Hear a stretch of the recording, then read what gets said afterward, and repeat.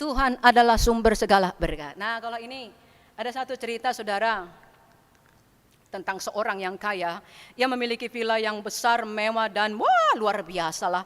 Setiap hari ia hendak pergi ke villanya, ia harus melewati sebuah daerah yang kumuh dan dia selalu mampir ke sana untuk berbagi berkat kepada anak-anak. Suatu hari dia ajak anak-anak di tempat kumuh, ayo mari ikut bapak ke villa bapak. Sampai di villa itu, si bapak itu mengatakan kepada anak, silakan, kau bisa ambil apapun yang ada di rumah ini, apa saja pun yang kau inginkan, ambil itu jadi milikmu. Wah, saudara bisa bayangkan anak itu lari mengitari seluruh villa dan mengambil yang menurut mereka barang terbaik untuk bisa mereka miliki. Tapi ada satu orang anak, saudara, dia hanya diam saja. Dia lihat semua anak-anak yang lain berebutan, dia cuma diam saja. Melihat itu, si bapak pemilik villa ini mendekati. Nakku, kamu tak pengen apapun? Kamu tak menemukan apapun yang berharga di villa milik bapak? Lalu anak itu menatap bapak itu dengan tatapan penuh harap dan bertanya, betulkah apapun yang saya inginkan dari tempat ini bisa saya miliki? Ya, betul, bapak tidak bohong. Lalu dia peluk si bapak pemilik villa itu sambil berkata, kakek, aku ingin memilikimu. Wow, luar biasa ya. Dia memilih yang tepat. Pemiliknya, bukan apa yang dimilikinya. Itu dua hal yang berbeda. Saudara, mari kembali sebentar ke nats kita, apa dikatakan di situ, saudara? Benih yang ditabur akan menghasilkan tak hanya buah yang lezat, tapi juga melimpah ruah. Tak hanya manusia yang keberkatan, tapi juga ternak akan keberkatan dengan padang rumput yang luas dan makanan yang sedap. Sungguh hari ini terbukti lagi dan lagi, saudara. Amsal 10 ayat 22. Berkat Tuhanlah yang menjadikan kaya, susah payah tidak akan menambahinya.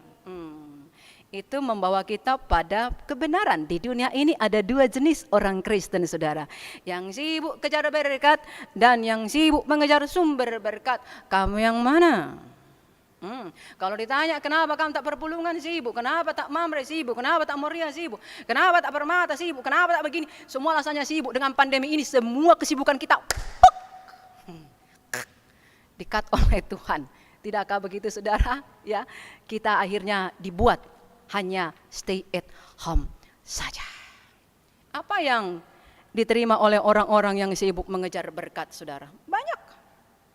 Sarapan di Singapura, makan malam di Jepang, pendapatannya bukan lagi rupiah tapi dolar. Wow! Tapi hatinya kosong. Matius 6 ayat 33 berkata, cari dahulu maka segala sesuatu. Tapi sering kita terjebak, segala sesuatunya yang kita kejar bukan yang di depannya.